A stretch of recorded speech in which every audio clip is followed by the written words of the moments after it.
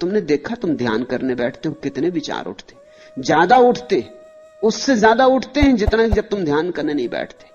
24 घंटे 1000 काम में लगे रहते हो, इतने विचार नहीं सताते। घंटे भर आंख बंद करके बैठ जाओ आसन लगा के, तुम एकदम हैरान हो जाते हो कि मामला क्या है। क्या विचार प्रतीक्षा ही करते थे कि करो बच्चों ध्यान करो, फिर तुम्हें बताएंगे।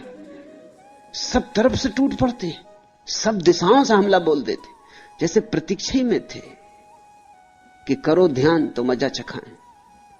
आने लगते सब तरह के विचार, धन के, वासना के, काम के, राजनीति के, यह वह कूड़ा करकट सब अखबार उड़े आते। सब एक दिशा से नहीं, सब दिशाओं से हमला हो जाता, एकदम घिर जाते दुश्मनों में। थोड़ी देर में थक के उठाते हो, सोचते हो इससे तो हम जब काम में लगे रहते हैं तभी कम विचार होते, ये तो चले थे निर्विचार होने और विचार के झंझावात से घिर गए। ऐसा क्यों होता है? इसलिए होता है कि मन तुम्हारी सुरक्षा कर रहा है। मन कह रहा है कहां जाते हो, जिस लक्ष्य का कोई पता नहीं, जहां तुम कभी गए नहीं, जिसका कोई स्वाद नहीं, किस मृग मरीचिका के पीछे जा रहे हो। व्यवहारिक बनो, जो जाना माना है, परखा है, उसी को पकड़े रहो। इसलिए आशीष की जरूरत है। आशीष का अर्थ है हम तो इस किनारे हैं, उस किनारे से कोई पुकार दे दे। आशीष का अर्थ है हम तो इस किनारे खड़े हैं, कोई उस किनारे से कह दे कि घबराओ मत, मैं पहुंच गया हूं, आओ। और जैसे तुम डर रहे हो मैं भी डरता था, डरो मत, पहुंचना होता है, देखो मैं पहुंच गया हूं। बुद्धों का सत्संग खोजने का और क्या अर्थ होता है? यही कि किसी ऐसे आदमी के पास होना जो अनुभव से कह सके कि पहुंच गया हूं। शास्त्रों से नहीं, अनुभव से, जो गवाह, जो साक्षी हो, जो ये न कहे कि मैं परमात्मा को मानता हूं, जो कहे मैं जानता हूं, जो इतना ही न कहे जानता हूं बल्कि कहे कि मैं हूं। ये 3 अवस्थाएं हैं, मानना, जानना, होना। मानना बहुत दूर है, वो इसी किनारे खड़ा आदमी जो मानता है, उसे पता नहीं। अंधा आदमी जैसे रोशनी को मानता है कि होनी चाहिए, होगी, इतने लोग कहते हैं तो जरूर होगी, मगर संदेह तो उठते ही रहेंगे, क्योंकि उसने तो जाना नहीं, उसने तो देखा नहीं, पता नहीं लोग झूठ ही बोलते हो, लोगों का क्या भरोसा। अपने अनुभव के बिना जानना कैसे हो, मानना भी कैसे हो? तो मानना भी थोथा होता है, सब मानना थोथा होता है, सब विश्वास अंधविश्वास होते। फिर एक आदमी है जिसकी आंख खुली और जिसने देखा, और देखा कि हां रोशनी है, वृक्षों पर नाचती हुई किरणें देखी, आकाश में उगा सूरज देखा, रात में घिरा आकाश चांद तारों से भरा देखा, देखे फूल, हजार हजार रंग देखे, आकाश में खिले इंद्रधनुष देखे, देखा सब और कहा कि नहीं है, ये जानना हुआ। इसके आगे एक और स्थिति है, जब आदमी जानता ही नहीं, आंख ही नहीं हो जाता बल्कि रोशनी ही हो जाता, जब स्वयं प्रकाश रूप हो जाता। इसलिए बुद्ध को हम भगवान कहते, महावीर को भगवान कहते। जाना ही नहीं, हो गए, जो जाना वही हो गए। जानने में थोड़ी दूरी होती, मानने में तो बहुत दूरी होती, जानने में थोड़ी दूरी होती। देख रहे हैं, वह रहा प्रकाश, हम खड़े यहां।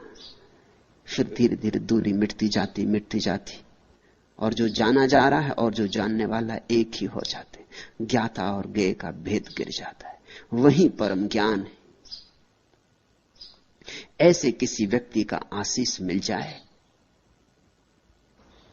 तो तुम्हारे भीतर उत्साह और उमंग भर जाती, श्रद्धा का सूत्रपात होता, संवेग पैदा होता है। कोई पहुंच गया है तो हम भी पहुंच सकते हैं, कोई पहुंच गया है तो दूसरा किनारा है। इसलिए आशीष मांगने आए थे।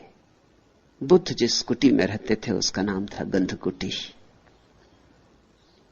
बुद्ध की सुगंध के कारण।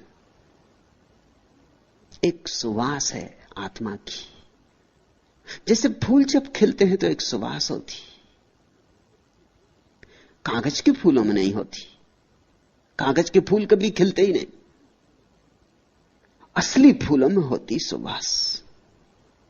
साधारण आदमी में सुवास नहीं होती, वो करीब करीब कागज का फूल है।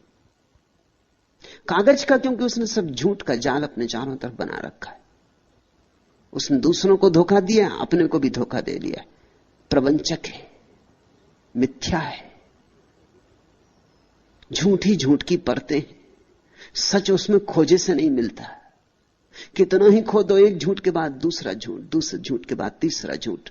कितना ही खोदो, एक मुखौटा, दूसरा मुखौटा, मुखौटे पे मुखौटे। उसके असली चेहरे का पता नहीं चलता कि असली चेहरा क्या है। और ऐसा नहीं कि तुम्हें पता नहीं चलता, उसे खुद भी पता नहीं रहा है।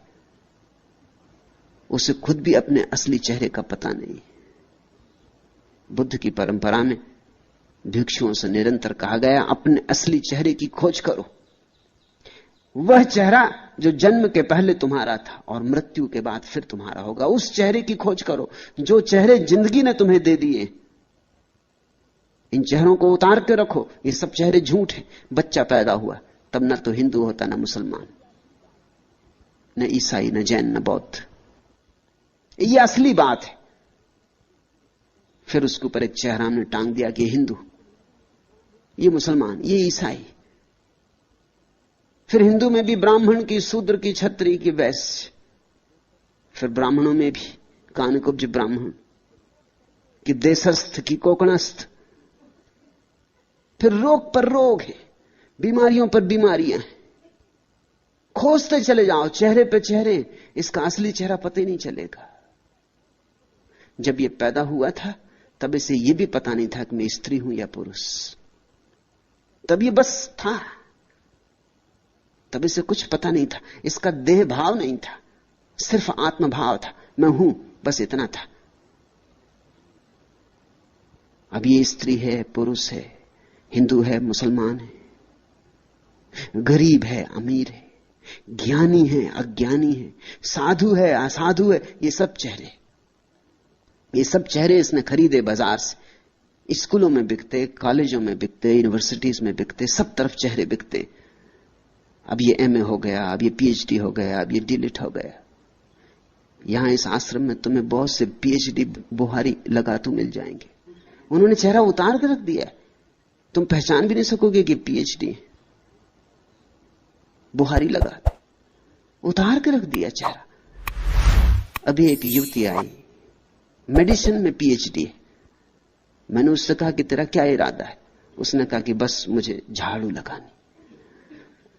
किसी को मैं बताना भी नहीं चाहती कि मैं पीएचडी हूं मेडिसिन में, मुझे डॉक्टर नहीं बनना। तो मैंने कहा कि हमें एक अस्पताल की तो जरूरत है ही, सन्यासी बीमार पड़ते।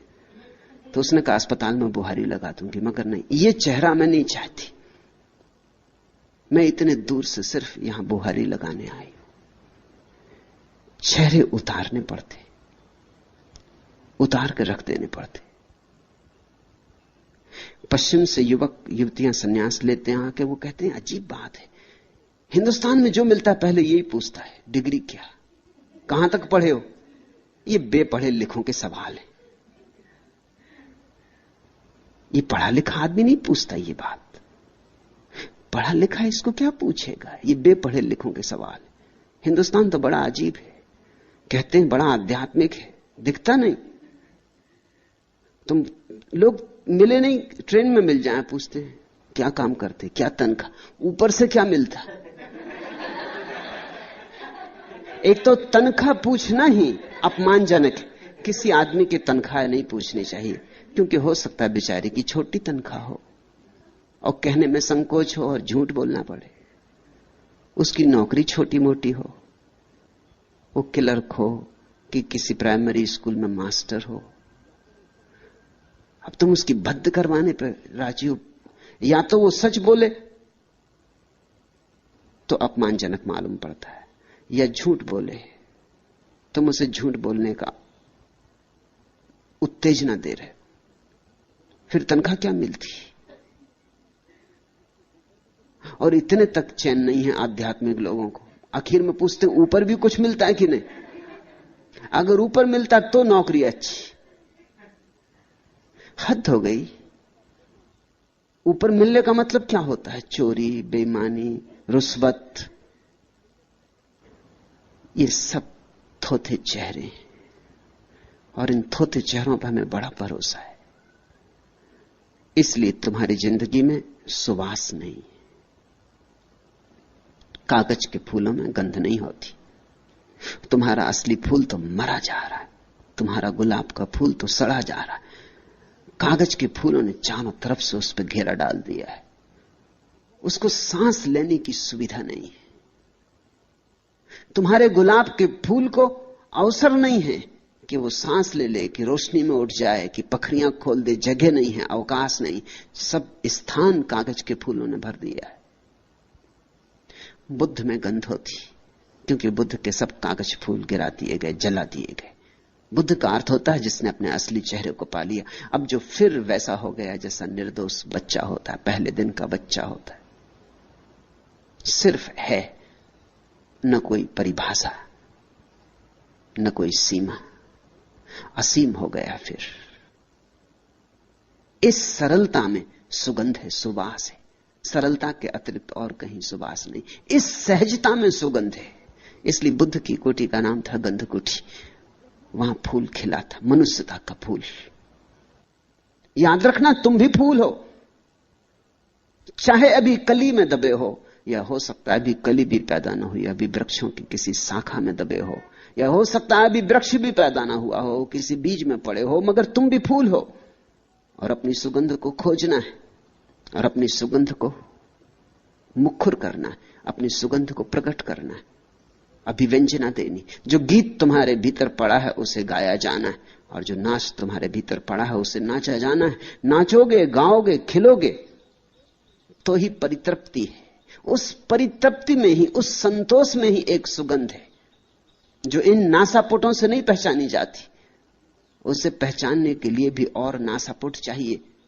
जैसे भीतर की आंख होती है, ऐसे भीतर के नासापुट भी होते। जरूरी नहीं कि तुम बुद्ध के पास जाओ तो तुम्हें सुगंध मिले।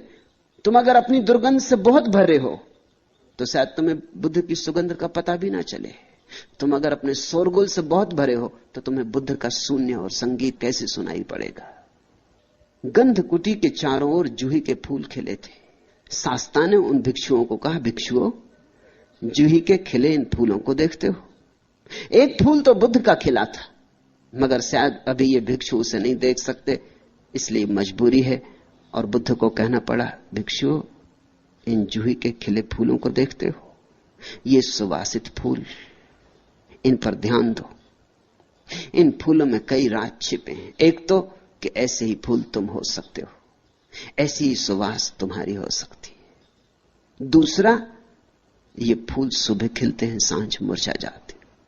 ऐसा ही ये मनुष्य का जीवन है। इसमें मोह मत लगाना। ये आया है, ये जाएगा। इसमें मुट्ठी मत बांधना। इसके साथ कृपणता का संबंध मत जोड़ना। ये तो आया है और जाएगा। जन्म के साथ ही मृत्यु का आगमन हो गया है। ये फूल अभी कितने खुश दिखाई पड़ते, सांझ मुरझा जाएंगे, गिर जाएंगे, धूल में खो जाएंगे। ऐसा ही जीवन है। जो जीवन को पकड़ना चाहता है वो सदा दुख में ही रह जाता है। जीवन को पकड़ो मत, ये पकड़ा जा नहीं सकता, बहता है बहने दो। इसे समझो, ये ध्यान की आधारशिला है। तुम्हारे जीवन का दुख क्या है? तुम्हारे जीवन का मौलिक दुख यही है कि जो रुकेगा नहीं उसे तुम रोकना चाहते हो। तुम्हारे जीवन का मौलिक दुख यही है कि जो नहीं होगा उसे तुम करना चाहते हो, जो हो ही नहीं सकता। जैसे तुम जवान हो तो तुम सदा जवान रहना चाहते हो, ये हो ही नहीं सकता तो दुखी होने वाले हो। दुख कोई तुम्हें दे नहीं रहा है, तुम अपना दुख पैदा कर रहे हो। जवान को बूढ़ा होना ही पड़ेगा, इसमें कुछ बुराई भी नहीं, प्रवाह है। जवानी का अपना सौंदर्य है, बुढ़ापे का अपना सौंदर्य। और अगर बुढ़ापा तुम्हें कुरूप दिखाई पड़ता है तो उसका एक ही कारण है कि यह बूढ़ा आदमी अभी भी जवानी को पकड़ने की कोशिश में होगा जो उसके हाथ से छूट गई, इसलिए बुढ़ापे का निश्चिंत भोग नहीं कर पा रहा है। नहीं तो बचपन का अपना सौंदर्य है, जवानी का अपना सौंदर्य, बुढ़ापे का अपना सौंदर्य। और ध्यान रखना, बुढ़ापे का सौंदर्य सबसे बड़ा सौंदर्य, क्योंकि सबसे अंत में आता है। वो फूल आखिरी है। इसलिए तो इस देश में हम बूढ़े को आदर देते। सब बूढ़े आदर के योग्य होते नहीं, इसे जान के भी देते। मान्यता भीतर यह है कि अगर कोई आदमी बचपन में पूरी तरह बचपन जिया हो और जब बचपन चला गया तो पीछे लौट के ना देखा हो, दो आंसू ना बहाए हो उसके लिए। जवानी में पूरी जवानी जिया हो और जब जवानी चली गई तो लौट के ना देखा हो, वो आदमी पूरा बुढ़ापा जिएगा। उसके बुढ़ापे में प्रज्ञा होगी, बोध होगा, समझ होगी। बच्चा तो कितना ही निर्दोष हो फिर भी अबोध होता है। उसकी निर्दोषता में एक तरह का अज्ञान होता है। उसकी निर्दोषता अज्ञान की पर्यायवाची होती। वो निर्दोष है क्योंकि अभी उसने जाना नहीं है। जवानी जिद्दी होती, जवानी सपनों से भरे हुए समय का नाम है। जवानी हजार सपने देखती है और हजार तरह की विपदाओं में पड़ती।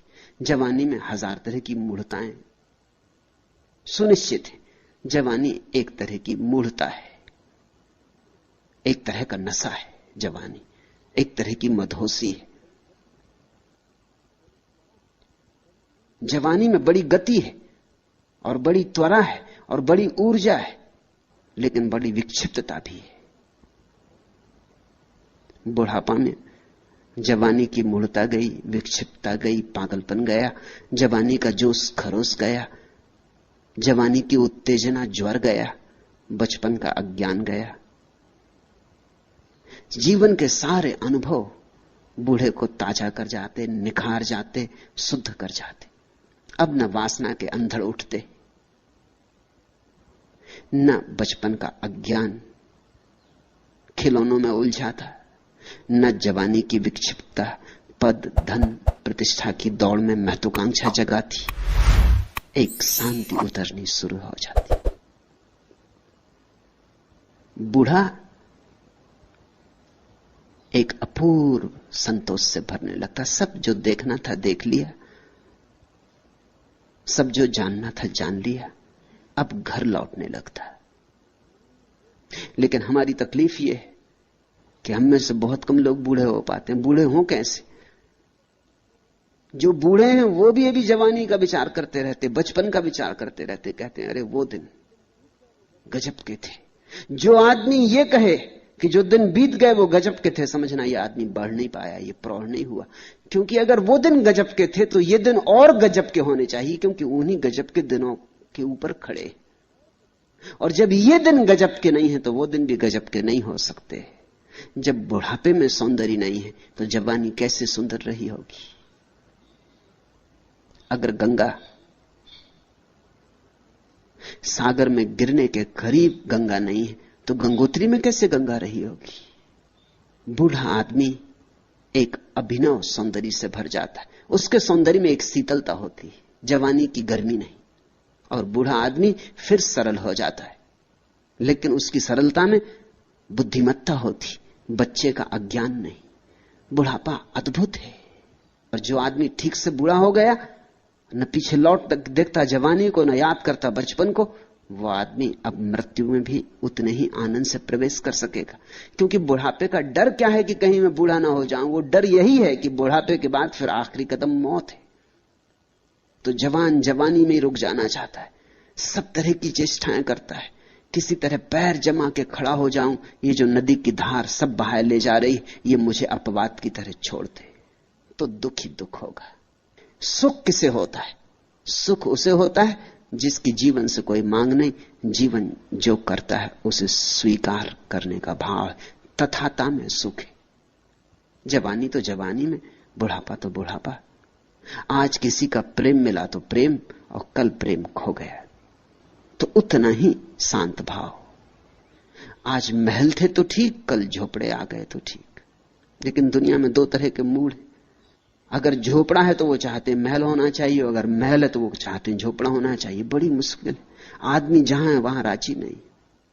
अगर झोपड़ा है तो वो कहते हैं जब तक महल ना मिल जाए मैं सुखी नहीं हो सकता, और महल मिल जाए तो आदमी सोचने लगता है महलों में कहां सुख है, जब तक मैं भिखारी ना हो जाऊं सड़क का तब तक कहां सुख होने वाला है।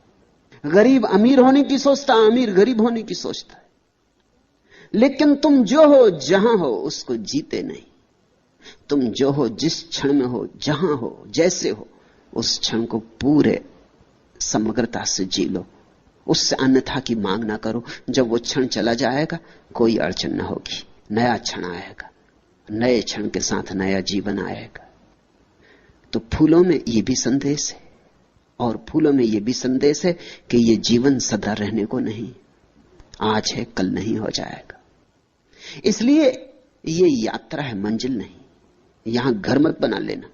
सम्राट अकबर ने फतेहपुर सीकरी का नगर बसाया, बस तो कभी नहीं पाया।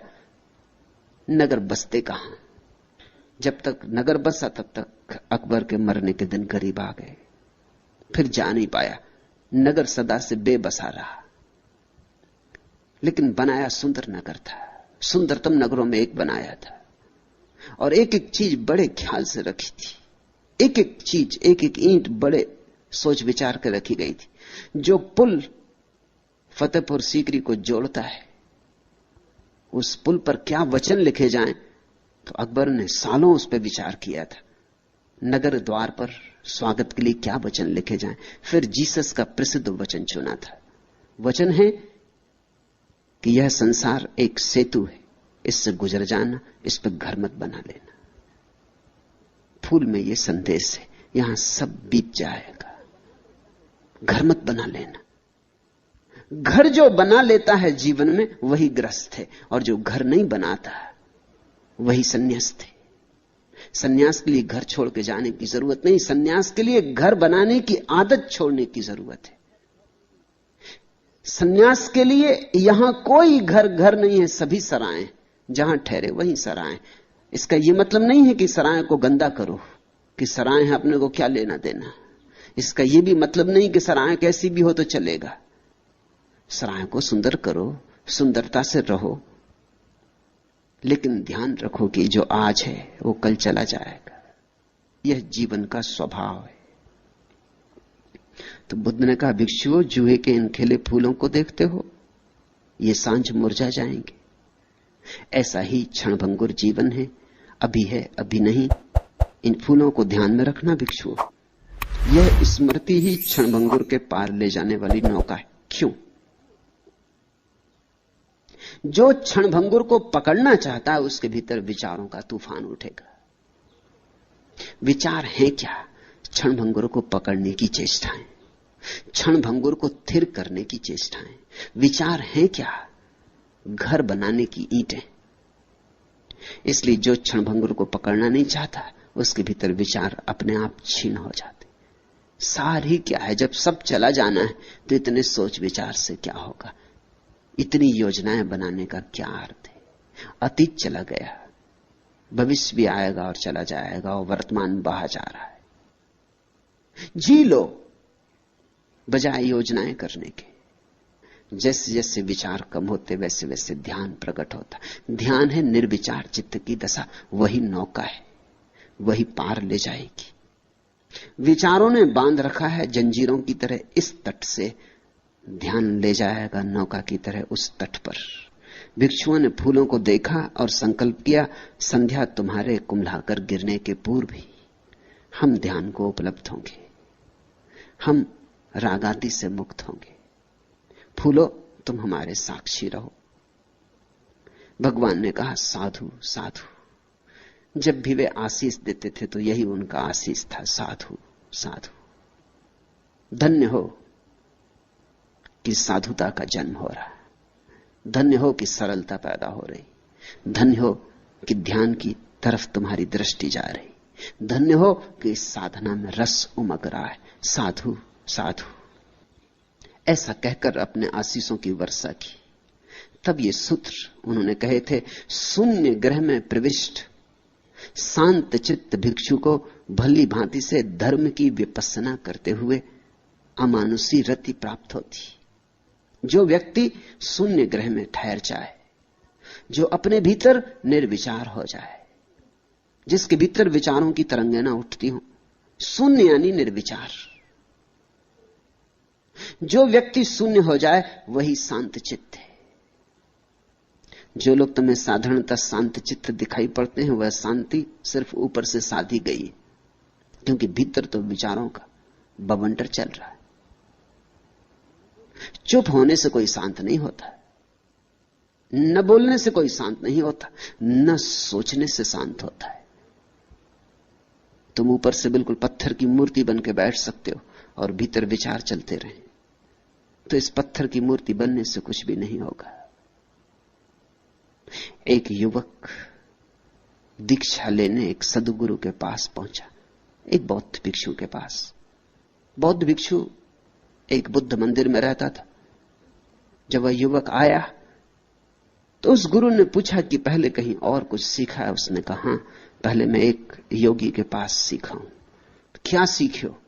उस युवक ने जल्दी से पालथी मार ली, पद्मासन में बैठ गया, आंखें बंद कर ली।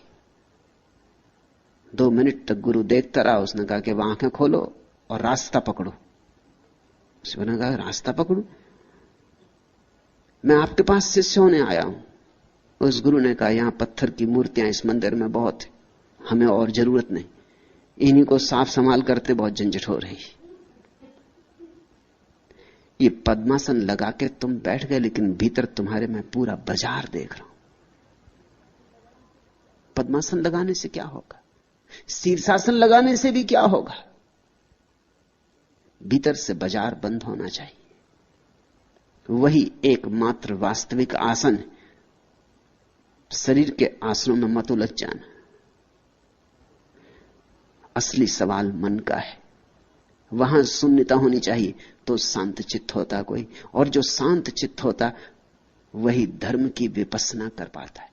विपස්සना का अर्थ होता है लौट के देखना। जो पतंजलि के शास्त्र में पतंजलि ने जिसे प्रत्याहार कहा है, पीछे लौट कर जाना, जिसको महावीर ने प्रतिक्रमण कहा है, आक्रमण यानी बाहर जाना, दूसरे पे हमला, प्रतिक्रमण यानी अपने पर आना, जिसको जीसस ने मेटानॉया कहा है, वापसी, उसी को बुद्ध विपස්සना कहते हैं। विपස්සना का अर्थ होता है लौट के अपने स्रोत को देखना। जब विचारों का जाल हट जाता है और सामने सिर्फ शून्य रह जाता, तभी तुम लौट के पीछे देख सकते हो। नहीं तो विचार तुम्हें पकड़े रहते हैं, लौटने नहीं देते। विचारों के उलझाव के कारण तुम अपने मूल स्रोत को देखने से वंचित रह जाते हो। जो उस मूल स्रोत को देख लेता है, ये बुद्ध का वचन बड़ा अद्भुत है, वो अमानुषी रति को उपलब्ध हो जाता है। वो ऐसे संभोग को उपलब्ध हो जाता है जो मनुष्यता के पार है, जिसको मैंने संभोग से समाधि की ओर कहा है। उसको ही बुद्ध अमानुषी रति कहते। एक तो रति है मनुष्य की, स्त्री और पुरुष की, क्षण भर को सुख मिलता है या आभास होता है कम से कम। फिर एक और रति है, जब तुम्हारी चेतना अपने ही मूल स्रोत में गिर जाती, जब तुम अपने से मिलते हो। एक तो रति है दूसरे से मिलने की, और एक रति है अपने से मिलने की। जब तुम्हारा तुमसे ही मिलना होता है, उस क्षण जो महा आनंद होता है, वही समाधि है। संभोग में समाधि की झलक है, समाधि में संभोग की पूर्णता है। जैसे जैसे भिक्षु 5 स्कंधों रूप, वेदना, संज्ञा, संस्कार और विज्ञान की उत्पत्ति और विनाश पर विचार करता है, वैसे वैसे वह ज्ञानियों की प्रीति और प्रमोद रूपी अमृत को प्राप्त करता है। एक तो अज्ञानी का प्रेम है, एक ज्ञानी का प्रेम है। धन्यभागी हैं वे जो ज्ञानी की प्रेम दशा को पालें, अभागे हैं वे जो अज्ञानी के प्रेम में ही पड़े रहें और भटक जाएं। इनके भेद को ख्याल में लेना। अज्ञान से भरा हुआ प्रेम क्या है? अज्ञान से भरा हुआ प्रेम ऐसा है जिसमें प्रेम का कोई कण भी नहीं है, कुछ और ही है, बात कुछ और ही। तुम अकेले होने में ऊबते हो, इसलिए किसी को प्रेम करते हो कि अकेले होने में मजा नहीं आता, अकेले होने में ऊब आती है, उदासी आती, अकेले होने में घबराहट होती, किसी का साथ चाहिए, किसी का साथ तुम्हारे लिए एक जरूरत है। ये अज्ञानी का प्रेम है। ज्ञानी का प्रेम क्या है? ज्ञानी अकेले होने में परम आनंद से भरता, अकेले होने में परेशान नहीं होता, अकेले होने में परम आनंद से भरता है। लेकिन इतने आनंद से भर जाता है कि अब उस आनंद को बांटना चाहता है, किसी को देना चाहता है। अज्ञानी का प्रेम मांगता है, ज्ञानी का प्रेम देता है। बुद्ध ने खूब दिया, समस्त सद्गुरुओं ने दिया। मिलेगा तो देना ही पड़ेगा। जब दिया जलेगा तो रोशनी बिखरेगी, और जब फूल खिलेगा तो सुगंध उड़ेगी हवाओं पर। इसे रोका नहीं जा सकता। अज्ञानी का प्रेम कैसा है? अज्ञानी का प्रेम ऐसा मिल जाए, भिखारी का प्रेम है। पति पत्नी से चाह रहा है कि कुछ दो, मैं अकेले में बड़ा उदास हो रहा हूं, मुझे कुछ रस दो, और पत्नी भी कह रही मुझे कुछ रस दो। दोनों भिखारी एक दूसरे से मांग रहे हैं, देने की तैयारी किसी की भी नहीं, तो कलह तो होगी ही। इसलिए पति पत्नी के बीच जो कलह है वो शाश्वत है। उस कलह का मूल कारण पति और पत्नी की कोई खराबी नहीं, अज्ञानी का प्रेम है। दोनों मांग रहे हैं। दो भिखारी रास्ते पर खड़े हो गए, समझ लो कि दोनों अंधे भिखारी, इसलिए देख भी नहीं पाते कि दूसरा भी भिखारी।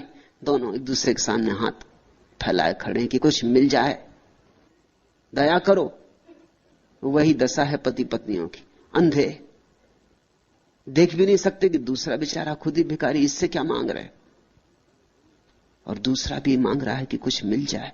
और दोनों ही दुखी होंगे, क्योंकि मिलना तो है नहीं, देने की तैयारी किसी के वहां है नहीं, देने को वहां कुछ है ही नहीं, तैयारी भी कैसे हो, सब खाली खाली है, रिक्त है।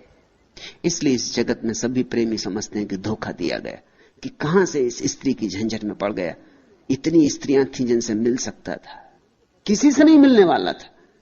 तुम उनके पतियों से तो पूछो जाके कि उनको क्या मिला। वो सोचते हैं कि शायद तुम्हारी पत्नी मिल जाती तो उन्हें कुछ मिल जाता।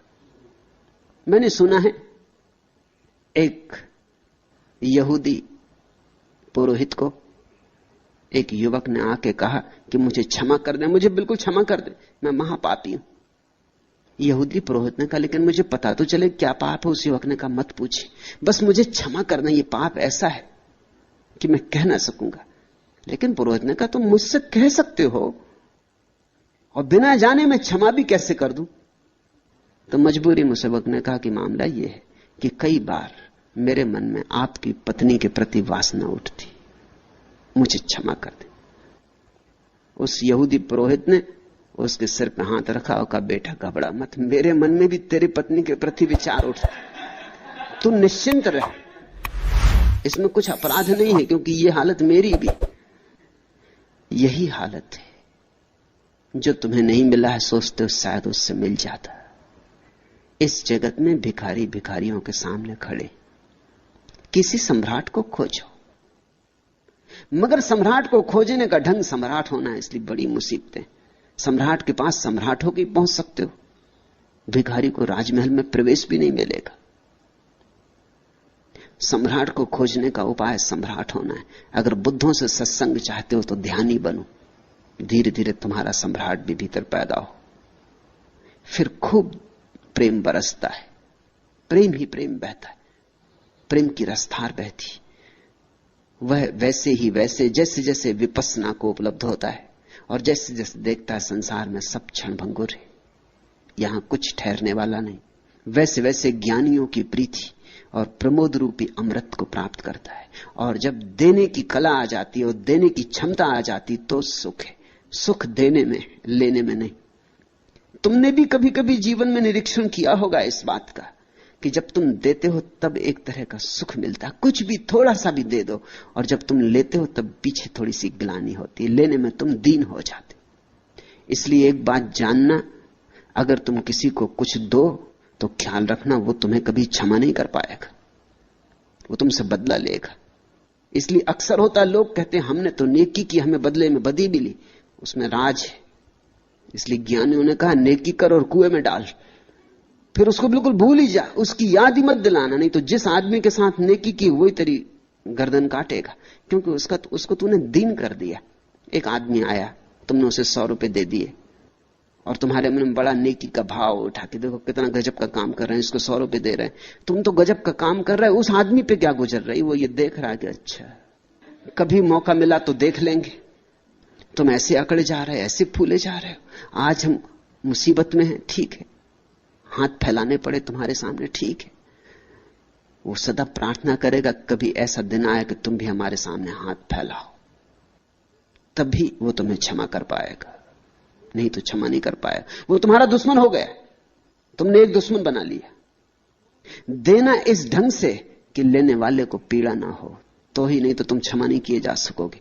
देना इस ढंग से कि लेने वाले को पता ना चले, इसलिए गुप्त दान की महिमा है।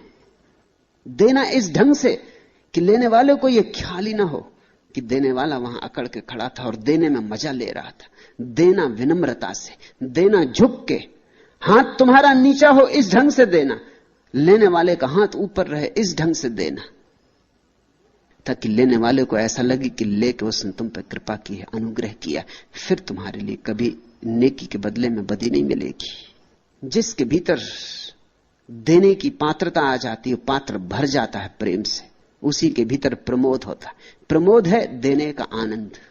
सबसे बड़ा आनंद है इस जगत में देने का आनंद, और सबसे बड़ी देने की चीज है इस जगत में ध्यान। नंबर 2 पर प्रेम। ये 2 बड़ी से बड़ी संपदाएं हैं, ध्यान की और प्रेम की। जो सेवा सत्कार स्वभाव वाला है और आचार कुशल है, वह आनंद से ओतप्रोत होकर दुख का अंत करेगा। जैसे जूही अपने कुमलाए फूलों को छोड़ देती, वैसे ही हे भिक्षुओं तुम राग और द्वेष को छोड़ दो।